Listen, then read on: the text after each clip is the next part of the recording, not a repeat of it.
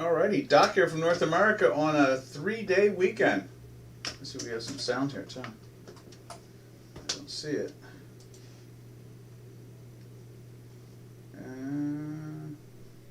There we go. Looks like we're there. No, that's a commercial. Anyway, there we go. Indeed, that's a commercial. All right, what do we got going on here this morning? Obviously, the U.S. market is closed, and they were trying to close even with it being the end of the month. You know how institutions like to buy or do their positions. You know, they do something called scaled in. So if they're putting on currency positions or equity positions or any positions, what they'd like to do is scale in. It's called scaling. You know, a little averaging in here, a little averaging in there, so forth and so on. And in this case here, you can see we are, let's see what the Swiss is doing. And let's get the fact check spreadsheet up there. There it is. You can see the line 21. The Swiss against the dollar is in a daily buy for now 3 days. Let's see what it looks like on the J4X. Right there. And trading at 90.01. It's a very quiet market, I'm sure, for many. And so what we're going to do is we'll just go through the whole sequence, see if there's any questions anywhere along the line. You're welcome to always ask. And let's see, let's get it up over there too. And you can see is that? That's not trading, is it? No, it's not trading. And so what they did is the dollar index actually closed down. Let's see if we can show you that right here. There's the dollar index. On Friday, they closed it down in a daily sell.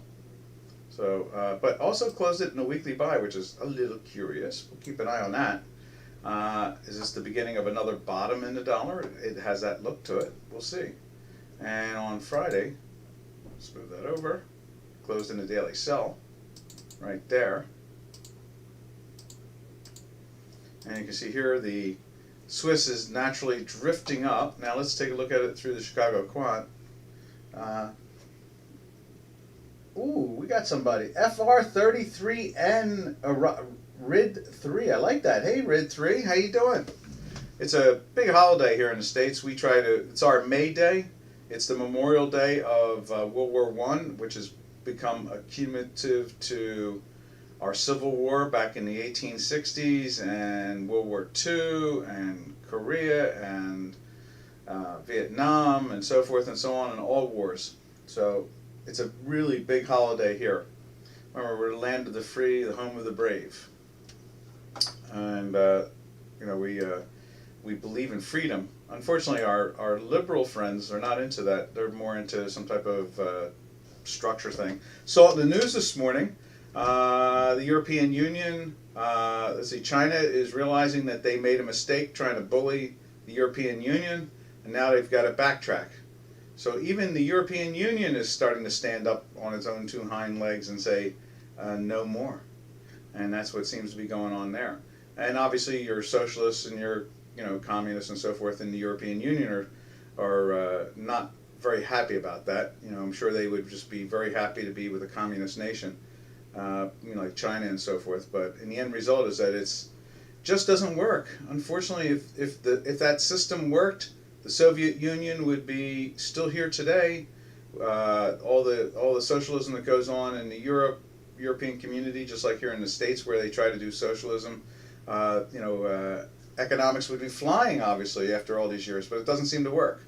So, it's a real, downfall and result. Well, there we go. We got another one this morning. Hey, Douglas, we've got people in here today.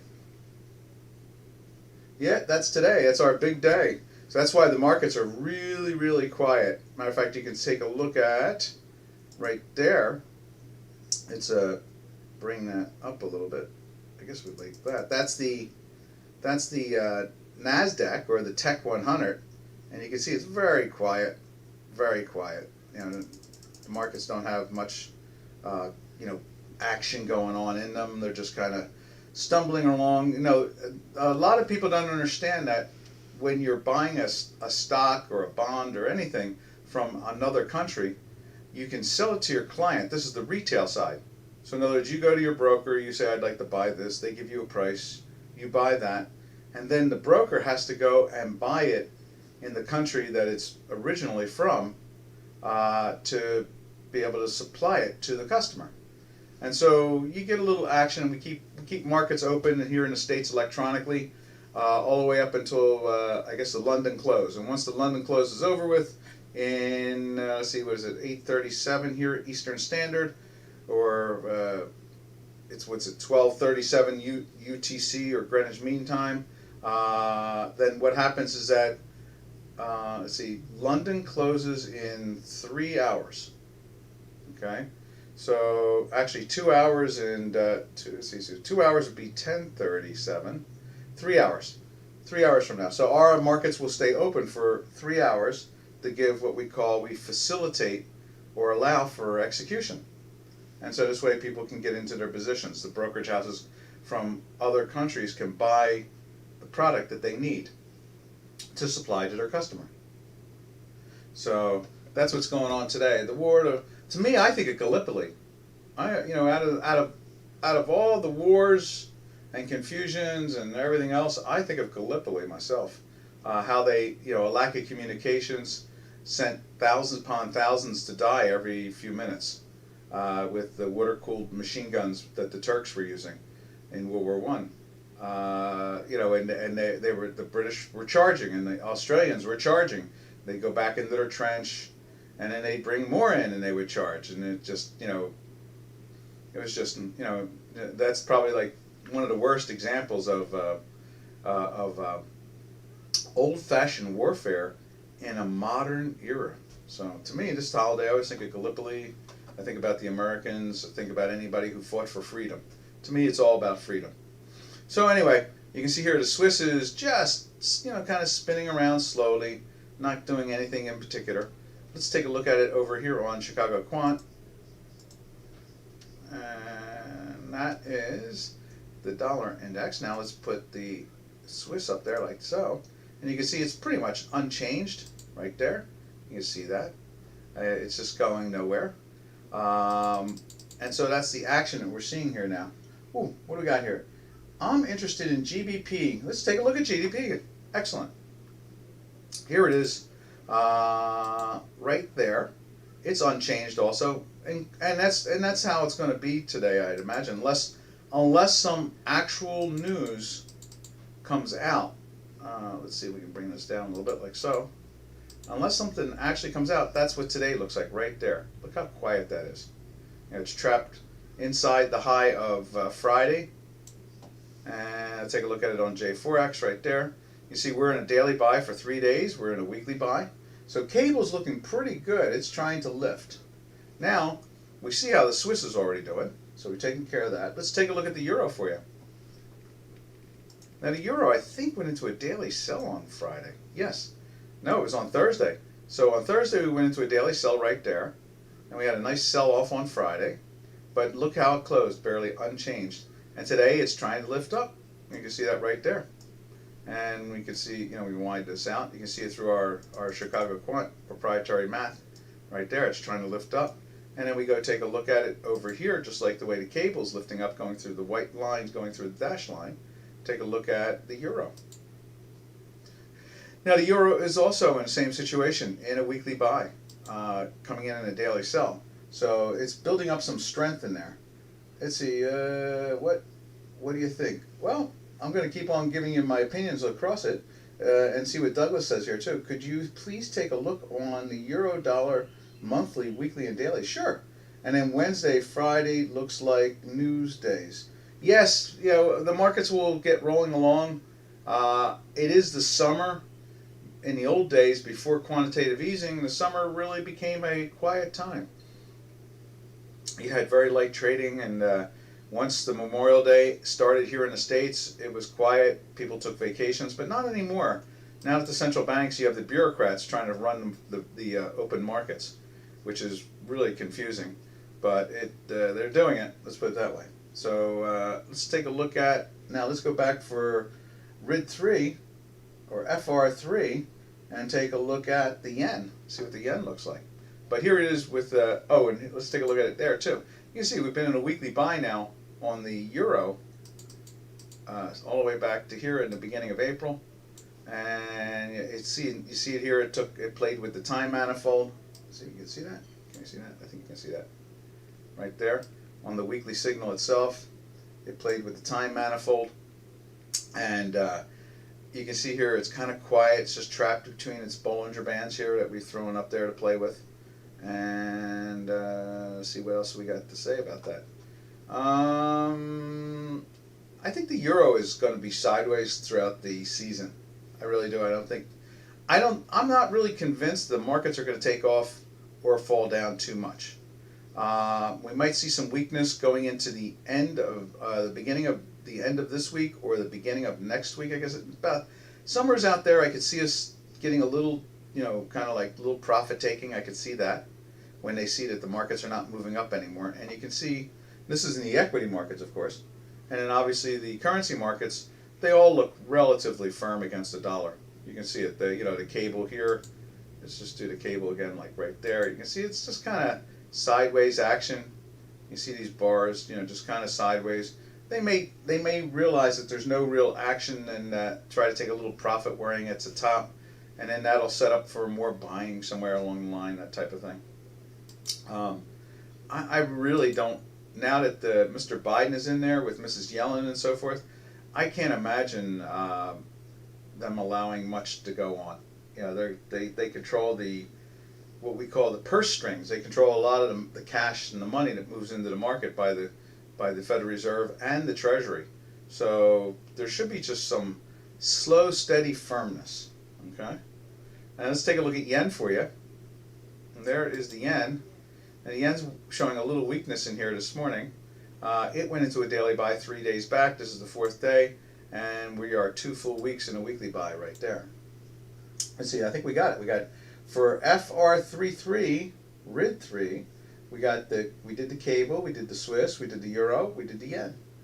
And I gave you our opinion on what we see in the way the math is acting, how it should play itself out.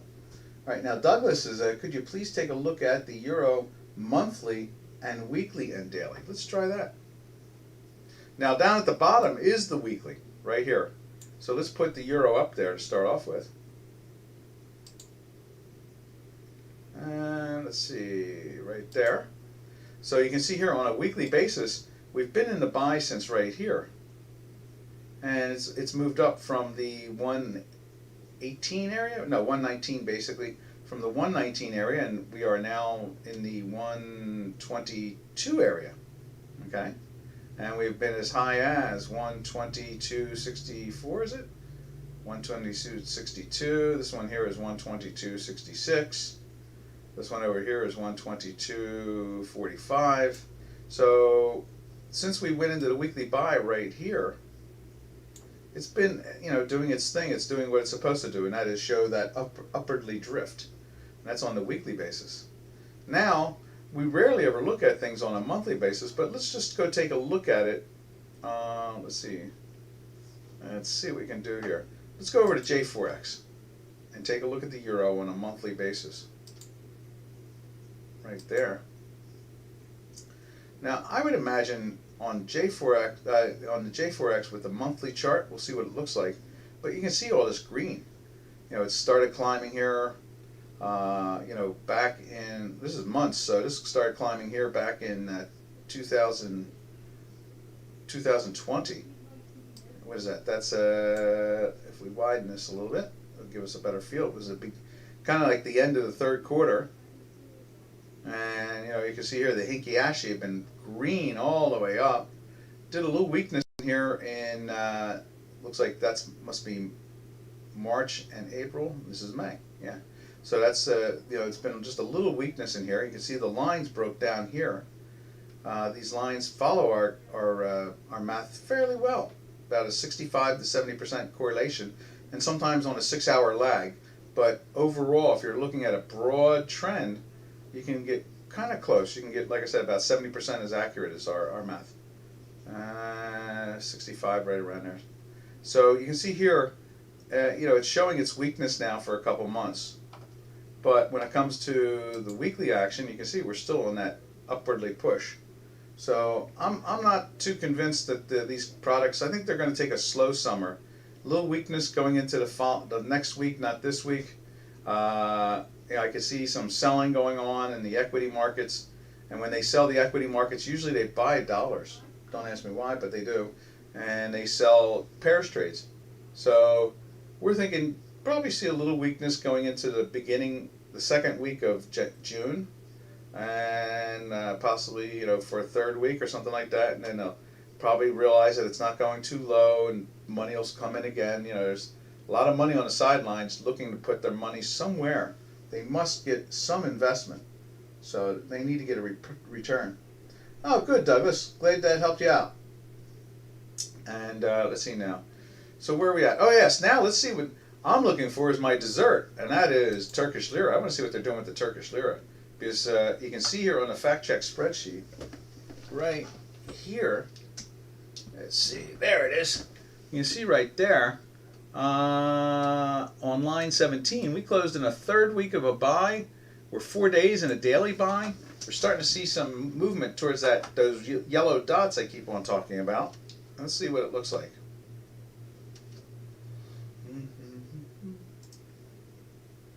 Right there. Nope, not today. Look at that. They're selling it down. So we made new highs, but we still haven't touched the 890s area. We're looking for 890s.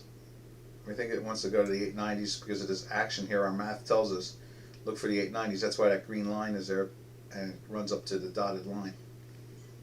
And so we're looking for that. But you can see here it's pushing down today. Our weekly is very firm, so I don't think there's going to be that much selling in the Turkish Lira. Let's see. You love the Lira. Yeah, it's a fascinating product. There's very few. You know what it reminds me of? It reminds me of Enron. Do you remember Enron, the oil company that went out of business? It reminds me of that. It reminds me of was it Corning Glass, the one that they were making they make the fiber optic cables, and the stock during the internet bubble back in 1999, like 22 years ago, they ran the stock to like $230 a share, and it fell all the way back down to $23 a share. And the Turkish Lira really does remind me of the same type of action, where we go 26 or 27 weeks in a weekly buy, go in for a rest for a week or two, and then go right back into the buy again. Where we've seen one time we saw the Turkish Lira run 57 weeks in a weekly buy, and that to me is fascinating, just fascinating. Hey, middle age. Hey, did you see the way the coffee took off? Gold and silver. My coffee trade is going great. I know. And let's look at that chart that I have for the ETF. Boy, it kept on trying to tease us, and I would talk about it in the webinars once in a while, just hoping you were listening. Let me see if we can find it here. Where's that? Right there. And we'll go over to gold and silver. There's tags. Tags went in. We wrote an article about tags on Friday or Thursday, and it went into the sell. It did do it. And then here is coffee. Look at that. Look at that close on Friday. Isn't that something? Is that like all-time highs, or what are they doing? They're running that thing hard, aren't they? So and it refused to come out of the weekly. And look at it. Wouldn't even touch the time manifold. The green line wouldn't even dare visit the time manifold whatsoever. None whatsoever. And so all this noise here went into the sell here, and it gapped up that day, and it still stayed in the sell. But the moment it went into the daily buy again, I knew it was going to be guns blazing. And sure enough, wow, look at it go. Look at it go. I just want to check something there. Look at that. Once it got into that buy, it jacked itself. Let's see.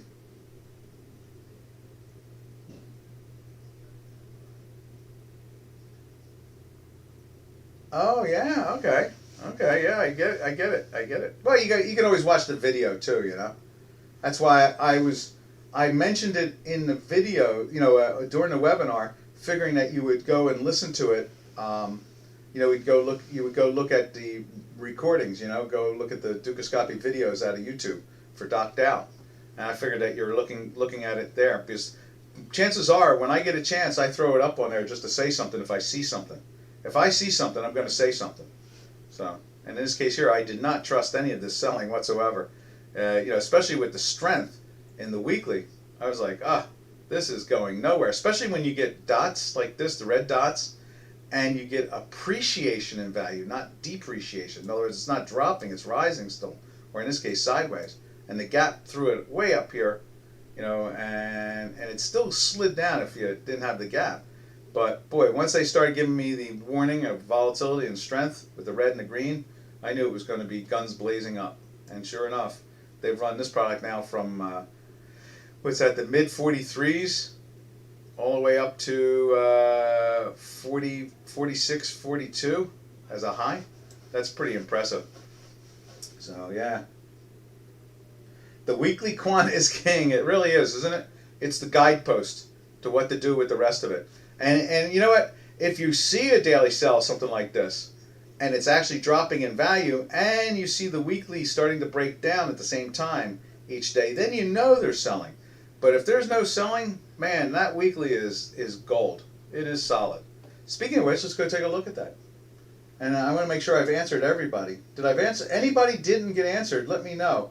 Because Middle Age and we watch a couple of different products. He trades a couple of different products and does a fine job using the math. We have clients that they buy the service and they fight with our math. And it's like, why are you fighting with our math? Don't fight with it. You're going to lose. And it just can't get that through their heads. We keep on telling them, don't fight with the math. You're going to lose. Our math is 8.5 times out of 10 right. That's dangerously, just dangerous. You don't want to fight that type of math. That's almost 1 out of 10. So you're going to basically win 1 out of 10 times fighting us. And that's like, just don't do it. All right, let's go over and take a look at gold. And there it is right there.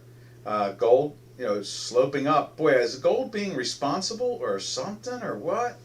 What? It looks great. And look at this. 17 days now and a daily buy with the 2 weeks. So we've been in a weekly buy since, not 2 weeks. How did 2 weeks end up in gold?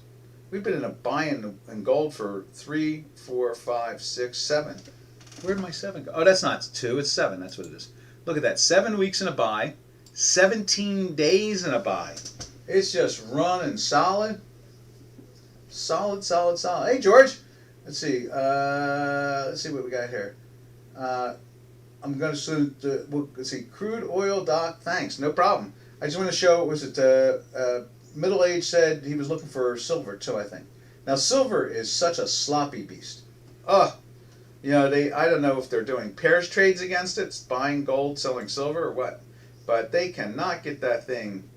They just can't get any legs in that. And then we're going to go over to oil, right there, and there's the silver. You can see we did close in a daily buy there a few days ago. It's flirted. The weekly closed in a weekly buy. Oh no, that's last week. This is this week. Notice that the silver is flirting with a weekly buy. We've been in a weekly sell for just a couple weeks here for this sloppiness, and maybe this is the second leg up. Maybe all the metals markets are going to get rolling, and then you know what, George? Oil likes to follow the metals markets. So if they get going, more than likely, look at this. This has broken that resistance area we've had up there for 16 months. Those dots are 16 months old. We've considered that a resistance area. And it keeps on hitting it throughout the last 16 months, falls down, hits it, falls down, hits it, falls down. Now, you can see here, we're getting some legs out of it, some strength.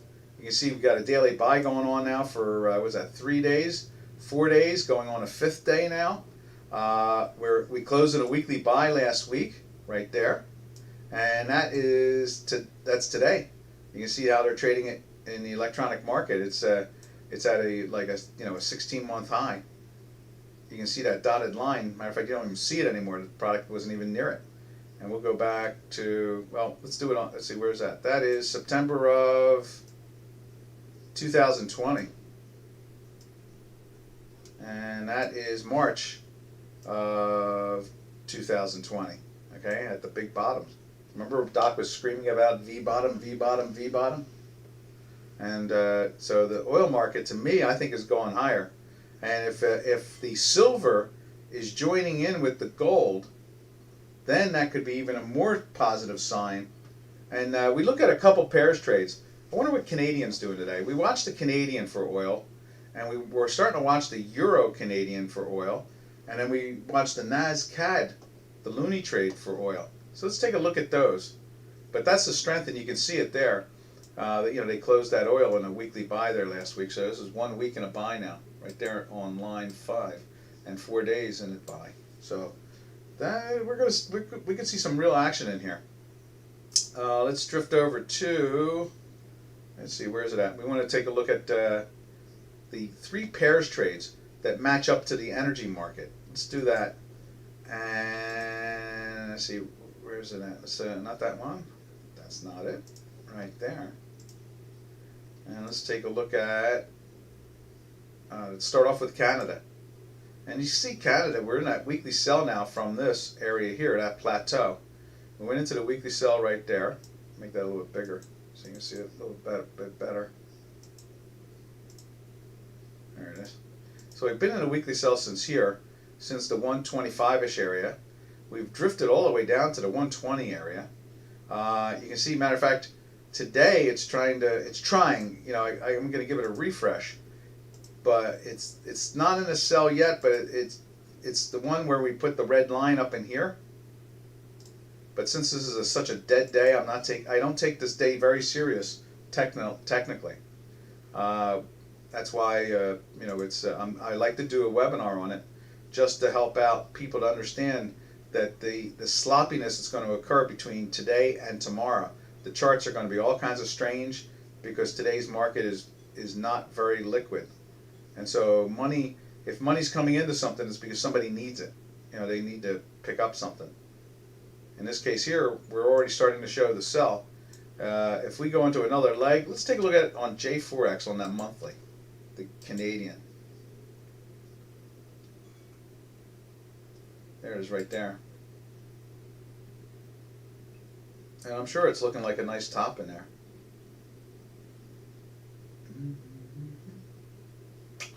Getting there. It's loading up. There we go. How about that? There you go. Look at that. Hinky actually been red forever. Going back to the 4th quarter of last year. And let's see if we can widen that. Move it over. There's 2019. Hinky actually were red all the way through on a monthly basis. So, and let's see, it's broken this, let's tighten that up a little bit. It's broken that low there, broken this low here, it's broken that low right there. And now, that broke that low. And now I guess the next one is they'll take this low out. And maybe we're going to see it play this top in here. Maybe we'll see 110 or 115 or something like that. If the oil and energy markets keep on lifting up, they're going to put pressure on that Canadian contract, the pairs trade itself. Excellent. All right, and then let's take a look at the euro. Or let's do the NAS-CAD. We do the NAS-CAD right there, and that'll be reversed. So it should be gaining strength on a monthly basis as it fills in for the monthly. Yep, see, it's been going up, but we're just seeing the weakness these last couple months, but it's been overall strength, and we should see this turn back up. It should start to find a way to move back up again. And let's take a look at it through Chicago Quant. Right there. You can see it's trying to, there it is right there. You can see it's trying to lift up. The weekly is trying to get back in. You can see it's coming up this week, starting up. And you can see the white line is piercing the time manifold. As Middle Age says, the weekly signal is king. There's no doubt about that. Let's see. All right, anybody else want to see anything particular? We'll go after it. I'd imagine we'll see like the South African rand. That has to be looking, just peachy at the moment. So you can find that, for the metals complex. Let's see right there. Dollar rand right there. It has to be going down, down, down. Yep, still fighting its way down, slow and softly. Now that's a little surprising. Daily's trying to perk up, but look at this weekly. The weekly's been in the sell since the the 15 area, and now we're down in the 1370s. So, the little pressure there too at the same time. Now we look at the South African rand against the metals complex. That's usually a good insightful or consistency, kind of tells us what's going on a little bit there. And obviously, in this age and time, we follow each individual product through its own quant. But to look at the old-fashioned hedge fund pairs trades, try to figure out which pair is doing what. This pair is going up, that pair is going down. We try to keep abreast of it. We try to be coherent of it. But overall, I want to deviate a little bit. I was reading this analyst from J.P. Morgan who's retiring. And he was talking about, he wrote a 13-page goodbye to people who read his newsletter every week. Norman, he wrote a newsletter for J.P. Morgan for I think like 15 years or something like that, and he was like an icon. He was like very successful. Communicating ideas, portfolio concepts, so forth. And one of the things that caught my eye, I read the 13 pages, or I read a lot of it, and what caught my eye was how, he was talking about how hard, it's kind of like the Janos situation, where Janos has, been trying to put some of the fundamentals back in the box and see if we can find a way of reading the fundamentals. But it's been very tough. But, the fundamentals just don't work like they used to. And Janos has done some wonderful work on that. And Janos, the head analyst for Dukascopy. And I was thinking, this guy was talking about the different types of cross-market strategies, seeking alpha, that type of thing, generation, all the stuff the analysts talk about in fund management and so forth, all those fancy words. Common microeconomic policies and assumptions and standardized factors in modeling, all that fun stuff that they like to talk about. And I thought to myself, that is so antiquated. There is no reason, like, I'm going to say this, I say this once in a while in the market. I always say, when we're doing a webinar, I say, do you drive an automobile without insurance? Of course not. Do you own a home without insurance? Of course not. You have insurance. Do you have a life policy or an insurance policy if you're a family person, to protect your family? Of course you do. There's insurances. Health insurance if you don't have nationalized health of some form in the country you're in. In other words, people use insurances to protect themselves. But when it comes to investing, they do their best to not use insurance. And it's really strange to me. I mean, it's really odd. I don't understand what that disconnect is. Why they refuse to not use insurance. And it's very strange. And, he was talking about portfolio construction, beginning with global themes, and, different asset classes. And at the same time, he's trying to, basically what he's trying to do is offset one sector against another sector. And that's so old school and so wrong. Ever since the creation of listed options, I know this gets scary sometimes when we talk options, but since they've created options, listed options, they're insurance. And it's a guaranteed insurance. But if you buy, Mercedes and go and sell Volkswagen because you're trying to do a pairs trade to hedge your long and do it in a VWAP, in other words, equal dollar, that's just foolish. Those days are gone. They're not necessary anymore. Now, you can have an opinion where you like you know, BMW and you dislike Volkswagen, that's fine, you know, that's no problem at all. But, or Mercedes or something like that, you know, you can do that. Or you want to buy General Motors and sell Ford, that's fine. That's just a strategy, but don't think of it as a hedge. I really find it offensive when people say, oh no, I'm hedged, I'm short Ford. Well, you're long General Motors. Yeah, I'm hedged. You're not hedged. You're just trading, you are trading opinionally about two different companies that have two different influences on where they're going. Now, if you had General Motors stock and you had put spreads on and you sold call spreads out of the money, that's being hedged. That's a partial hedge right there. That's a real hedge. That's insuring your asset.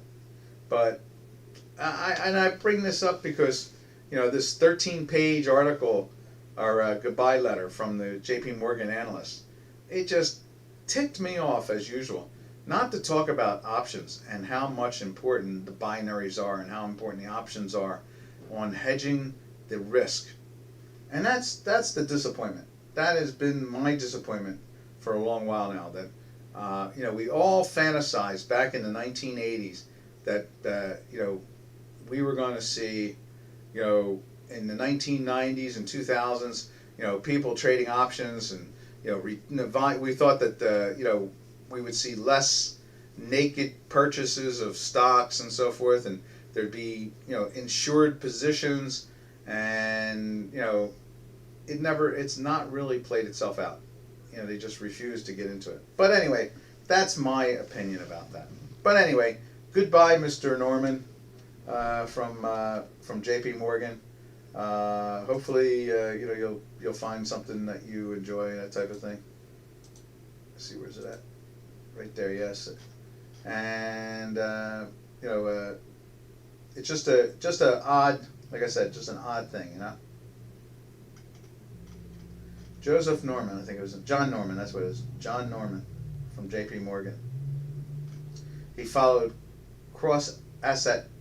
What he did is he followed the different sectors and inflation. He did all the things that we know are not really used anymore, more than a few minutes a day. Assets are not rising because of the lack of inflation or the, you know, the increase of it. You know, it's just a whole different thing. Balanced models and traditional alt data, and using the users and abuses of the consensus and limits of flow and positioning data, you know, just all the old-fashioned stuff. Anyway, that's it. All right, let's jump over to let's see where we go from here. There we're looking at the metals complex. Let's take a look at. We saw the yen today already too. That's cool. See what the ruble's doing. See, the ruble's like literally going to sleep. I understand that what a strange story came out. Mr. Biden opened up the pipeline to go to Europe from, you know, go from Northern Europe, you know, across the Baltic to Germany and so forth, from the Russian gas oil fields. And at the same time that he did that, and he closed ours here in the United States, somebody over there gave him a big donation. And there's talk that they gave them donation back. Yeah, big money payoff, you know, $5-6 million. So I mean, the president we have now, he can be bought for chump change. It's amazing. He's been doing that all his life, and we don't really criminalize politics here in the States. We try not to. The Democrats do, the Socialists do, but the Republicans don't. So we don't really lock up a lot of people for that stuff. We try to get rid of them, get them out of office, but we don't really lock them up. All right, let's see if there's anything else anybody would like to see. What's that, FR33? You agree on the, let's see. Oh yeah, they are really crooked. They really are. The Democrats and the Socialists are. That's because their philosophy is that they really believe that bureaucrats are better than open markets. And they really don't like the idea of markets making a decision. They think that bureaucrats can make a decision. In other words, they think that people who care about other people, even when they don't do anything to help them, are better. Don't ask me why they get these goofy ideas, but they do. and they may be just thieves, you know, and the Republicans are going to have to start prosecuting these people. You know, we always, anytime we run across a Republican that does that, we get rid of them. You know, we get rid of the Republican, but not Biden. Biden and his gang, they're just like the mob. Yeah, it's crazy. Yeah, I agree with you, Douglas. I agree with you, FR33. You know, it's really sad to see that type of action go on.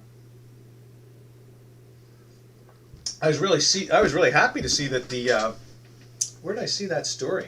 Let me show you that story I saw about the let's see, right not there. Not there. I guess, yeah, right there I got to move it up. That's what it is. I'll move that up and then put the J4X back up there like that. There it is. Let's let me find. I saw the story with the Chinese and the European Union. I was really impressed. I mean, it's good to see somebody care. You know, that they told China stop, and the president says here that X, the president of China for life, said something like, you know, he has to backtrack now. Here it is. We're putting it up there now. Let's see. Let's do this too. Separate this one. Minimize that one. And here we go. We're going to put the article up there. I found it fascinating. I was like, wow. Good for you guys. That's, you know, that's healthy. I mean, you know, that's a very positive factor. Fourth month of gains. Currency wars return to China. Wow. Check that out. Let's bring that down. Right there. Currency wars return. China hikes FX reserves ratio for the first time in 14 years in a bid to weaken the yuan. Yeah, they're having problems over there. They were buying dollars galore last couple days, like the last 2 weeks actually. China allows families to have 3 children. There's a lot of China stuff up there today. I want to see the one with the European Union. I thought, this is the guy here, the JP Morgan analyst, him, John Norman. I wanted to read about his crypto opinion, but there it is right here. This is the story that caught my eye. China scrambles to save EU investment deal after X's hardline diplomacy backfires. I thought that was fascinating. It's like, yeah, good job, Europeans. I wanted to see what this guy here had to say about cryptos. I was going through all of it, and he was being very crypto himself in the sense of the way he described what he thought was going on. He was basically saying that he didn't believe the cryptos could succeed for certain reasons, and then would be better for other reasons. You know, he was talking about it like looking at it on a fundamental basis. So it was a little disappointing, but that's why I started reading Norman more than anything else. I wanted to see what he had to say about the cryptos, and it was really not very, more of a headline than it is about facts and currencies, because he actually had a forex opinion. He would write a report about the pairs trades too. So this guy was really in tune. Yeah, Douglas says German and Chinese have businesses. Yeah, sounds like they've done something wrong. Oh, the Swiss is moving? Take a look at it.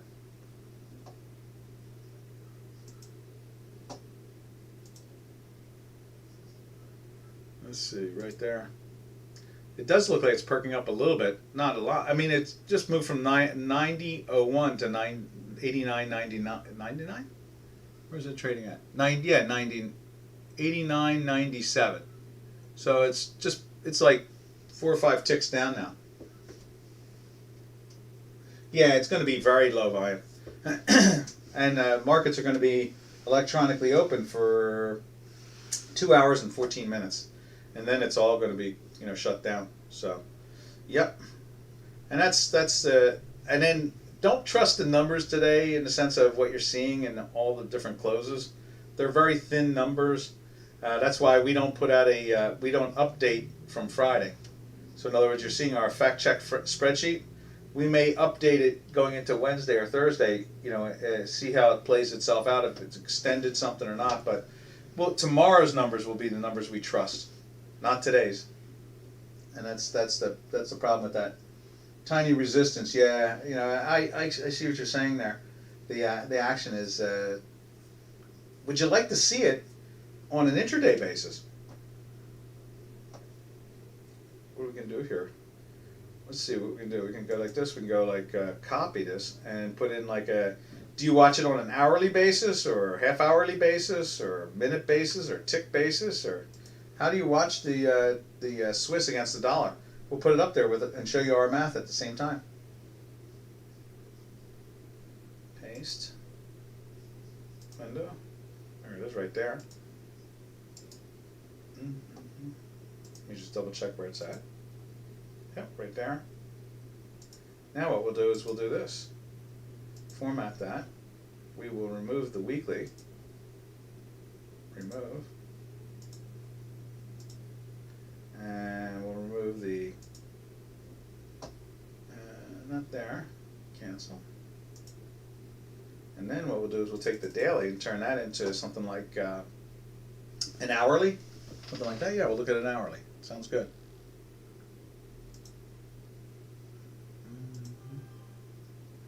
There's the hourly right there. Let's go back,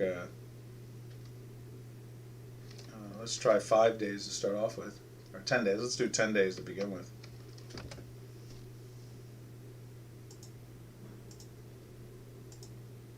There we are.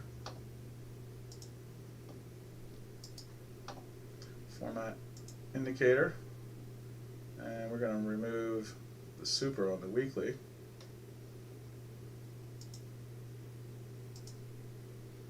Let's see. Yeah, there we go. There we go. Oop. Ended up losing. Okay, what do we do here? Close. Now let's reinsert it now. Indicator. And that was a 3. Gives line 3 right there.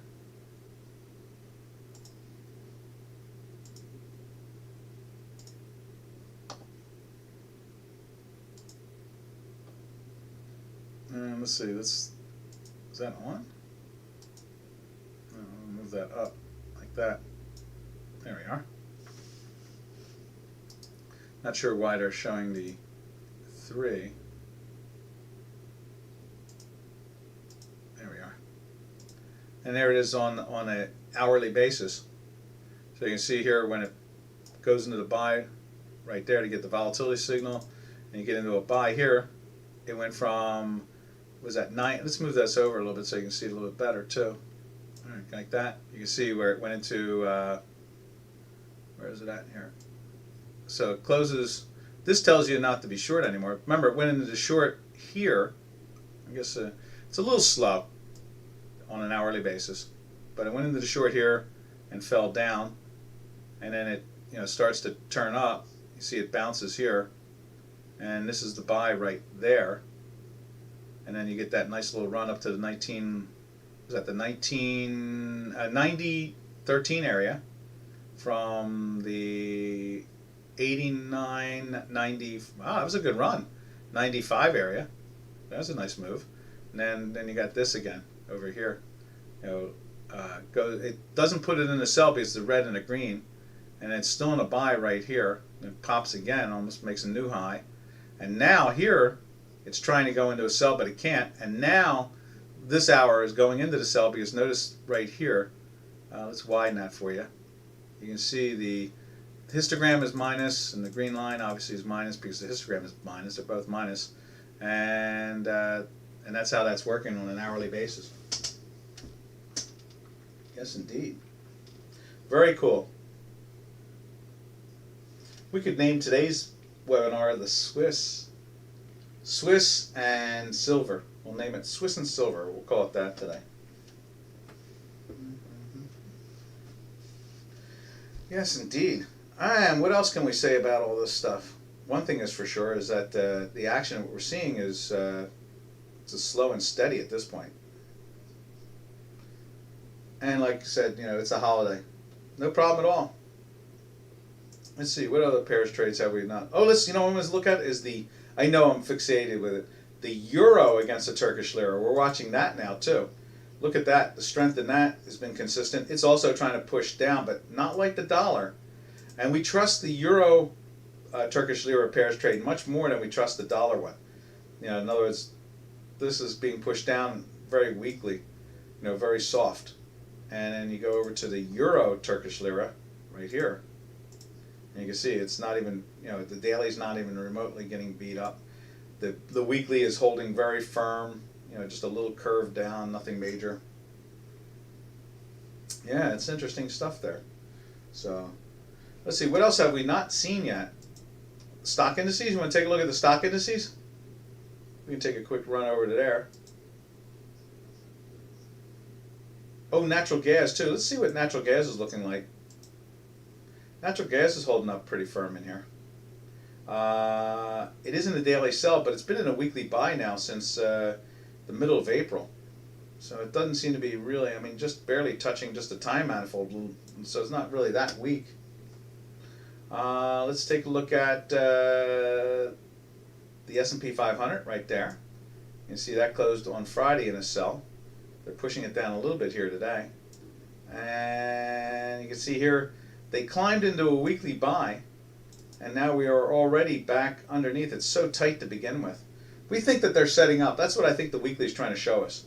I think they're trying to, ever since the green line has been underneath the time manifold, and we ran up here. Here you go, Middle Age. If you're still here, here's a good example, and for all the others that were listening to what Middle Age was saying. When you have the green line break down on the time manifold like that, what it's trying to tell us is obviously there's weakness, and you can see we go into the weekly sell here. It's not exactly anything fantastic in the sense that it's in a daily buy, so you can't take the short. Then you get into a sell right here. This is the only short, but no, and then it turns around and closes in a buy, so you can't take that either. But what's really telling us that there's going to be problems down the road over the next month or week or two is that the weekly is reflecting that it's not able to get back up through this time manifold here that's slowly collapsing. And when they do that, that can be a sign, like right here, of a larger move and a sideways down move. And you can see here where it pushed itself down for a couple of weeks. And that's exactly what we're thinking is going to happen. That's why we had that opinion when someone said, what do you think over the next couple of weeks? That's why we had the opinion. Now let's look at that in the same token with what the Dukascopy refers to as the Tech 100 or the Nasdaq 100. It's the same product, and it used to be the Tech 100, and it is a Tech 100 as far as I'm concerned. It has every major stock that we use every day for commerce. Now here we're seeing some interesting explosion going on here. Now we are running a super. Now the super on it, right there, the super. And so when we look at the weekly super, not there, right there. When we look at the weekly super, the super part is 6. It's the histogram, okay, not the line. And normally I'll make it the line, but it's not the line here. And so it's the histogram. The histogram is picking up, but notice that the 3 is the green and the light blue. And the green really is the histogram, and that's what that really is. That should be literally white instead of green, and we should make the bars green to infer, but we'll just leave it like that at the moment. But that's telling us also there's an issue going on here, and this little wild crazy Ivan that it kicked out, chances are it could roll over again going into the end of this week, and if it does, that's where we get a challenge maybe to the 1300 area. We see some type of correction back down to there, type of thing. So that's how we read that. That's how we get a more visual of like looking at crude oil. You can see here it's trying to climb. It got through here, went down, pushed itself into the sell for a week, and then just literally right back up into the buy. And it did not go after like the bottom manifold here, this bottom line right there. And that tells us that more than likely it's a dead cat, or it's just a sell-off. It's not a dead cat bounce, it's the reverse. It's a real move, and it has legs in it. And you can see we've made new highs now. And that's how we read this stuff, looking at the weeklies. And if you want a quick one with the gold, same situation. It's finally making a curve. You know, again, it curved here and went sideways for a little bit and then took off again. And that's usually the, you know, a real good sign what's going on there. Same thing with the silver. Silver is doing the reverse of that. It's starting to, and it didn't touch the minus manifold, and it hugged the zero line, but stayed in the sell. And now it's trying to climb up, and it gets through there. You know, see how when it gets through here, you start to see the upwardly drift. You know, there's strength there. I mean, when you look where the mouse is right there, or, you know, our pointer, when it gets through there, right? Notice it's, you know, at best it can do is just challenge that and start taking off again. And that's how we read that overall. All right, traders, I'm going to go back out to barbecuing. This is Doc from North America. We'll talk to you tomorrow. The holiday will be over with. Everybody will be hung over from it all. And so happy trails to you until we meet again. Happy trails to you, to all our cyber trading friends. See you tomorrow, traders. Ta-ta for now.